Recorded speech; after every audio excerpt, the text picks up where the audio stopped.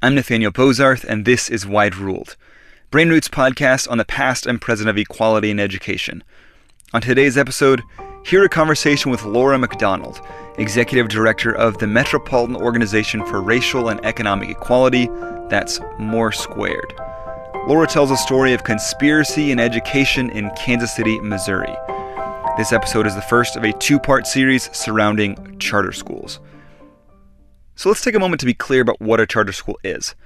In the 1990s, many state legislatures passed laws making it legal for organizations to apply for a charter to start a public school.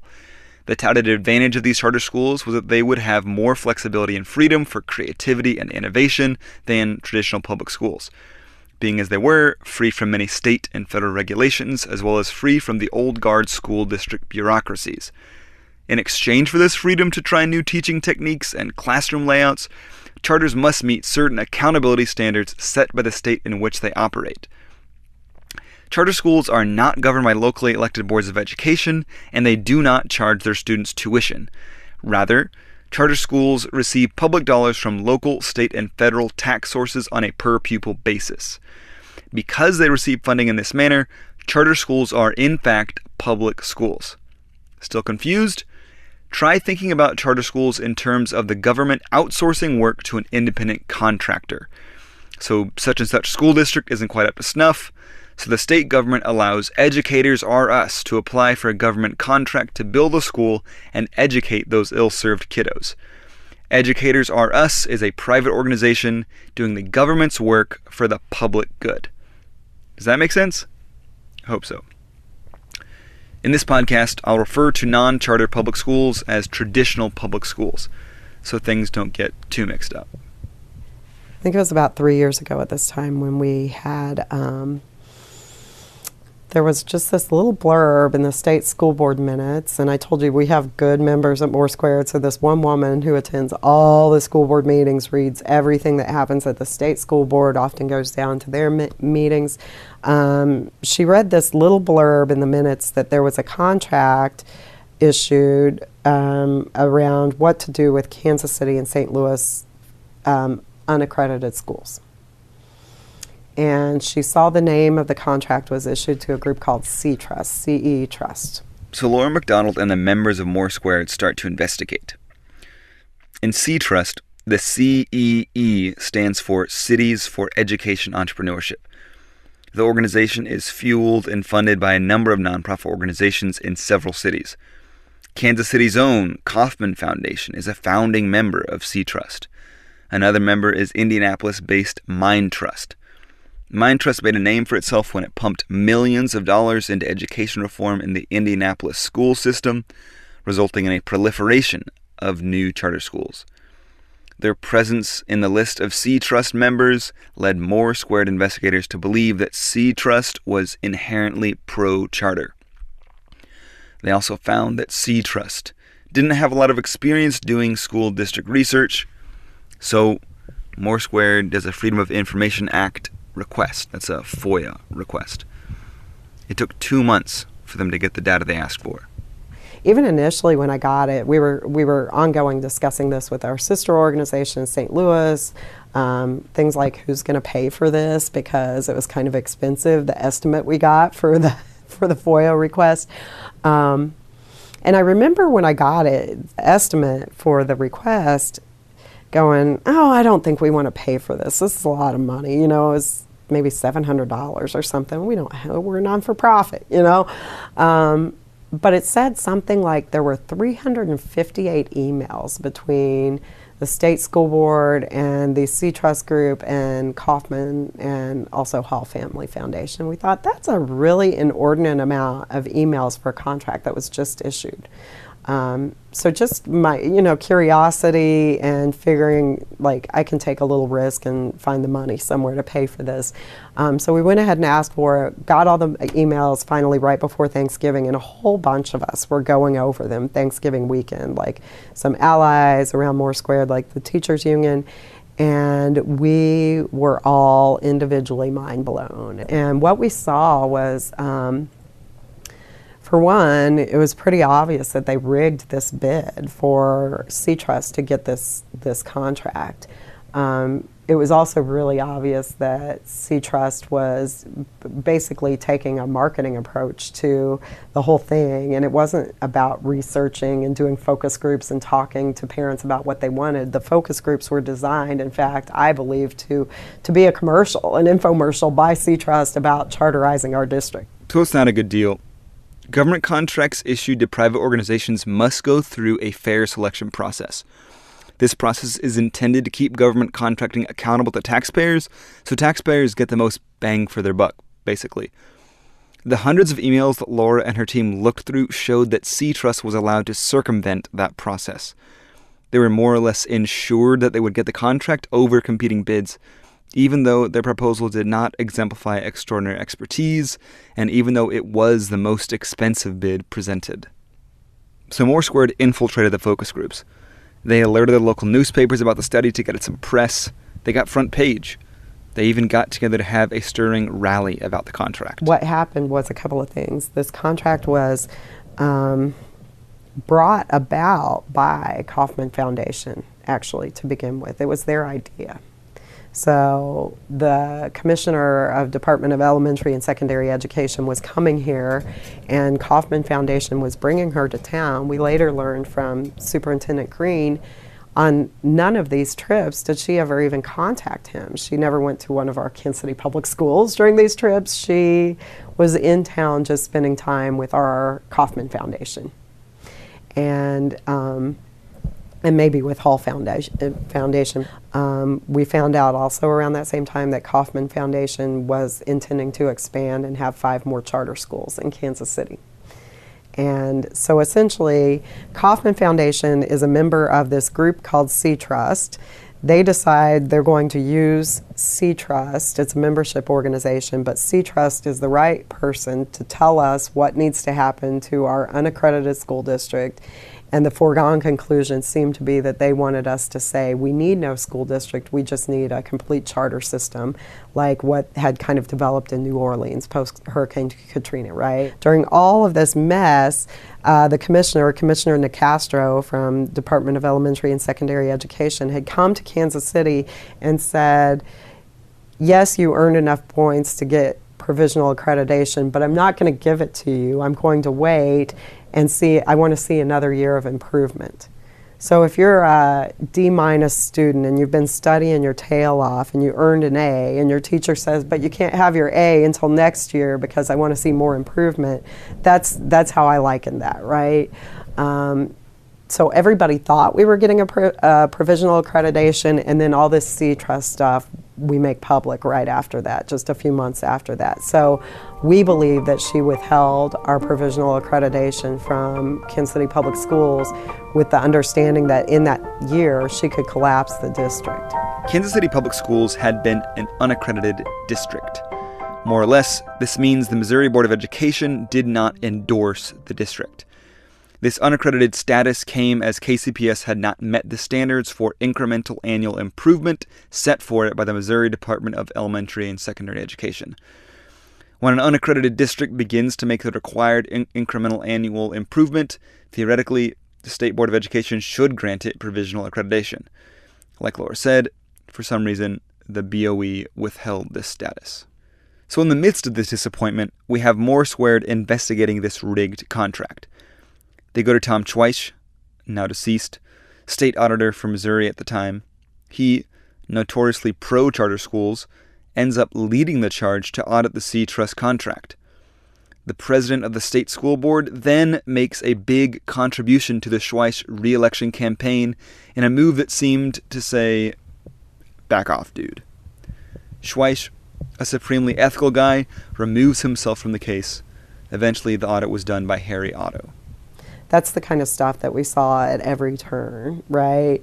Maybe that was a coincidence, but Schweitz, he was a really ethical guy. Everyone who knew him would say that. He actually recused himself and put one of his staffers on it. So we kept pushing for the results of that audit. When we finally got them, they were completely congruent with everything that we saw. The people that the C-Trust organization that got that bid outbid or got this bid, beating out 4 other groups, And any of the four of them could have sued the state of Missouri because they all had probably what looked like better bids, right? Lower cost estimates, everything about their experience was better, and you could literally see that it appeared that their bid was rigged, so they would end up on top. It would have been entirely legal for Kaufman to do the study on their own through C-Trust. But since it went through the legal state procurement process the way it did, it was illegal. A state contract must remain as unbiased as possible, and when one of the major donors to the study is a member of an organization conducting that study, hello, bias is in the building, folks. I'm not okay with that. Once Kaufman wrote the check to the state, it became our money as a state, right? So all that happened. The state school board president did eventually resign. Most recently, he retired from his state school board seat.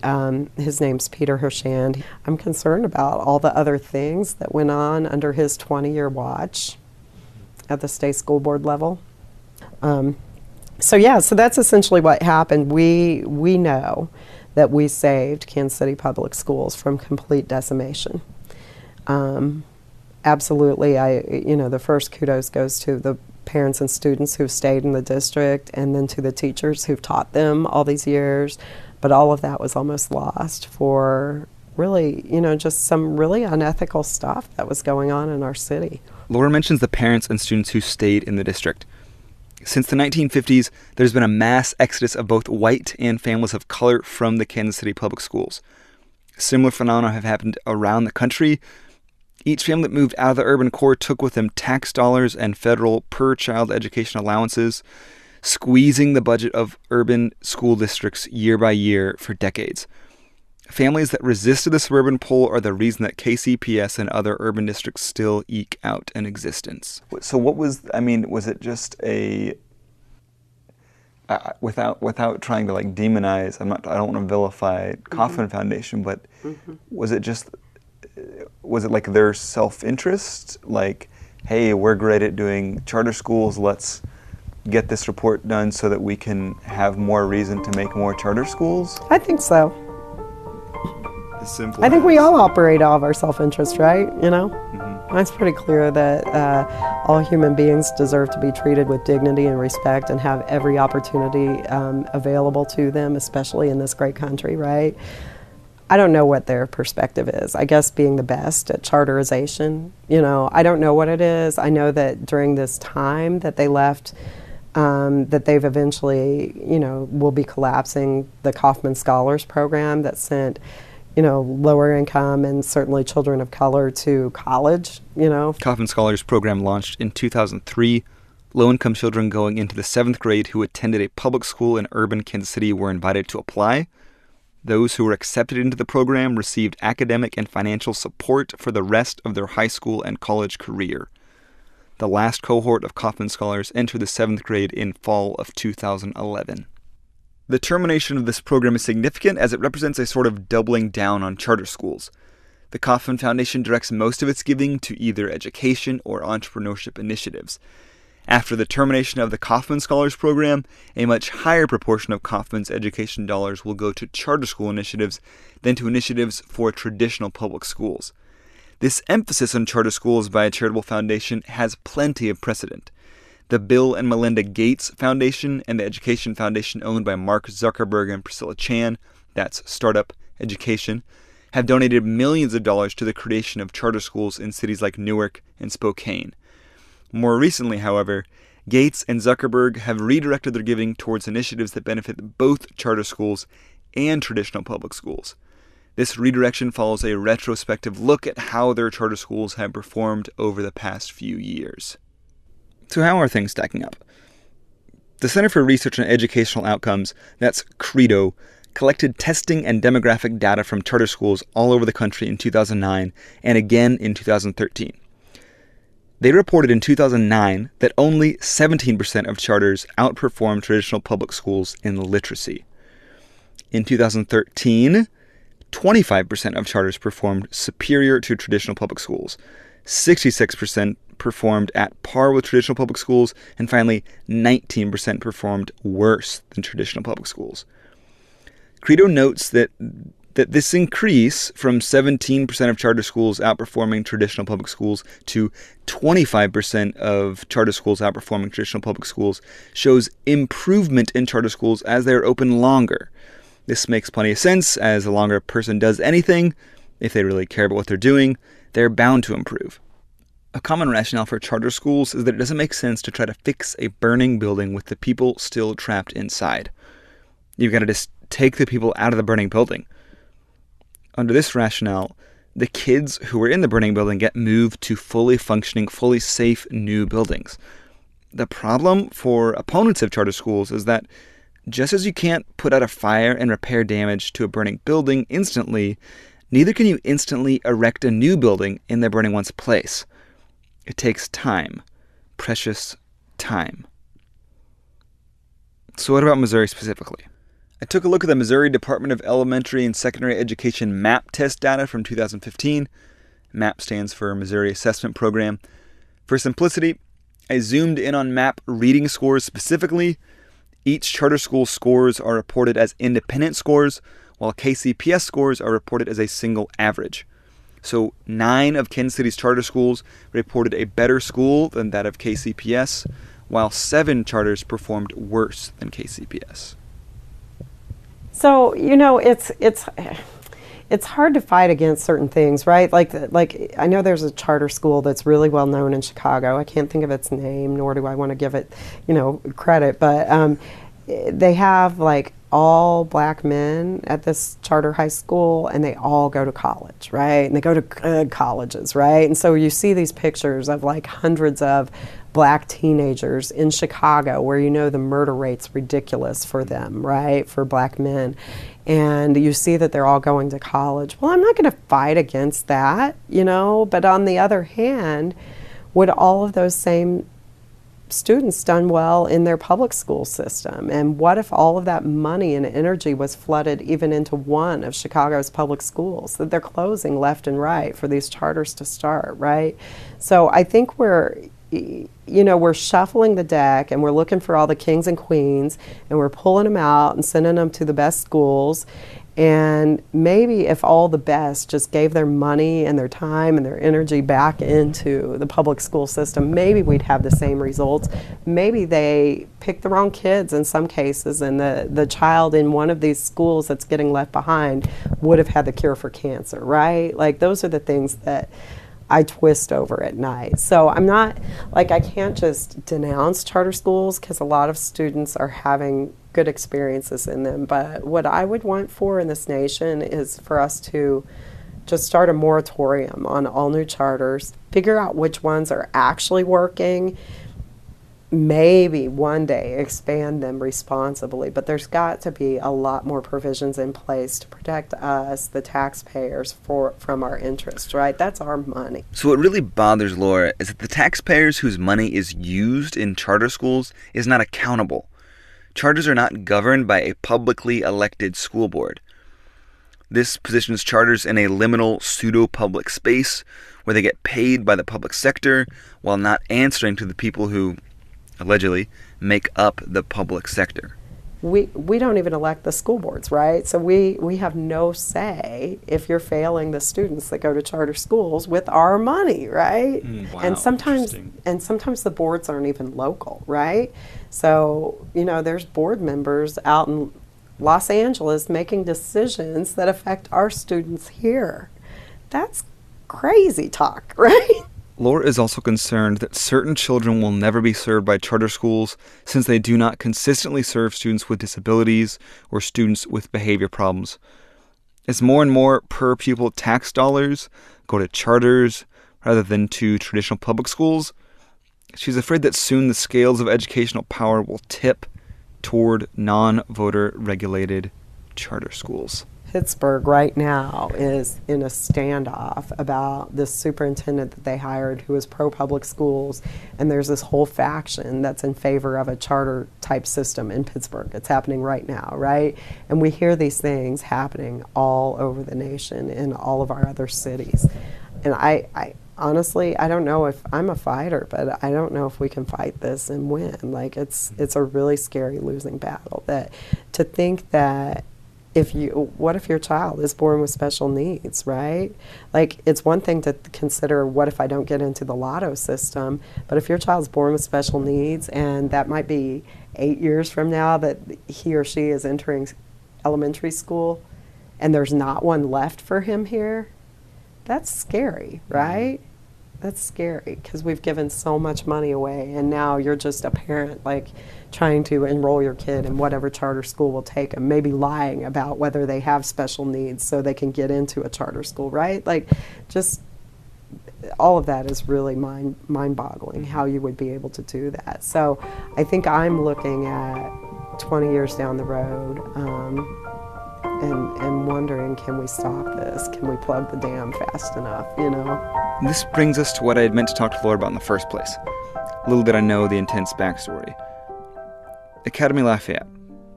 Academy Lafayette is the highest performing charter school in Kansas City by far. Currently, Academy Lafayette only serves students K through 8. On June 20, 2014, Academy Lafayette and KCPS released a press release announcing negotiations to convert Southwest High School, part of KCPS, into an Academy Lafayette charter high school. Like the Seatrust debacle, there's nothing inherently wrong with the charter's desire to expand. It's the way that it was done that bothers Lora. Yeah, the whole thing about Southwest is this simple.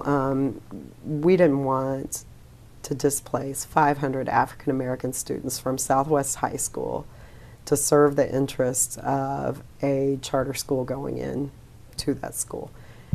You asked earlier about displacement and what does it do. We think it's detrimental, and we, especially if you're about to enter your senior year of high school with kids you've been with for 2 or 3 years, it's just not fair, you know? And it really reeks of structural racism to us, right? So that was one of our positions. Secondly, dang it, we saved this district from collapse at charters, and now you're getting in bed with them. You know, you don't need to sponsor them, right? So the whole position on you don't need to sponsor them was, you guys need to invest in the students left behind in this district, or the students whose parents have chosen to keep them here in this district, right? Invest every bit of your time and energy in those students. It's when you sponsor, you divide your time. We ain't got that luxury here in Kansas City. You should not be dividing any of your time, you know? So it was about the way Academy Lafayette went to start a high school.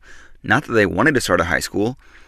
So they went through the process through a public-private partnership. Extensive research and writing has amassed on the negative side of public-private partnerships. Take the book The New Jim Crow, in which Michelle Alexander details how the prison industrial complex, born of privatization in prisons, has incentivized mass incarceration leading up to the present moment, where the United States incarcerates more of its citizens than any other country in the world. Public-private partnerships have not gone well in many cases. So by this time, March 2015, there had been a press release by the school district saying that the negotiations with Academy Lafayette had been severed. But the listeners at More Squared were still hearing rumors and sidebar conversations about the partnership. So a group of them went to a school board meeting. Reverend Wallace Hartsfield II led an action against Kansas City Public Schools, against the school board, and it wasn't so much against, it was calling the question. And so 100 of members of More Squared, including a big chunk of members from Hartsfield's church, Metropolitan Missionary Baptist, showed up at that school board meeting. And we had several people give testimony, some of the things I just mentioned to you, and even then some. You know, things like, this is really short-sighted. We want you to play a long game when you're thinking about public education. We want you to play a long game with these students' fates, right? It's short-sighted. Amy Hartsfield, who's also a school board member, called it importing test scores, right? You're trying to grab some test scores from what you believe to be higher achieving students to import them to make all of our test scores better. And just mathematically, that wouldn't have even worked. There wouldn't have been enough students. But I learned math in rural Missouri, so I'm just saying. So, so Wallace Hartsfield was the fifth of our speakers, I believe, fourth or fifth speaker, and he said, you've heard everything you need to hear. Now I'm going to ask you, what side are you on, you know? And the school board ended up shutting down their own meeting because they didn't want to vote on that question that night. Meaning... So you might say we shut the school board meeting down, but they just adjourned their meeting prematurely and wagged fingers at us in the public eye for a while. But if they never voted on it, it means that it's still like... Yeah, it's still just like an open question. So we hear Academy Lafayette pulled out of the negotiation, but we keep hearing about it. I heard about it last week from some people that are members of Moore Squared Church, and they wanted to meet with Moore Squared. Again, our beef isn't with Academy Lafayette, it's with our elected officials. We don't want them siphoning off resources to any other charter partnership. We just don't. We don't want them giving our resources away like that. We elected them, we want them to do what we want them to do. That's why we elected them. We've lost a lot of donors behind it though.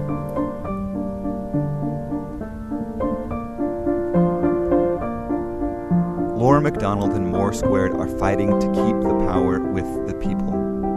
They're fighting so that public-private partnerships don't continue to worsen the conditions of KCPS by doing what they consider to be bleeding funding from public schools student by student.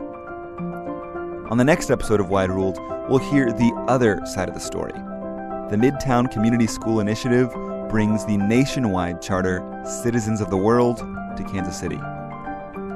Thanks for listening to Wide Ruled, Brainroot's podcast on the past and present of equality in education. Thanks to Lora McDonald and the Metro Organization for Racial and Economic Equity for their work in defending the Vox Populi.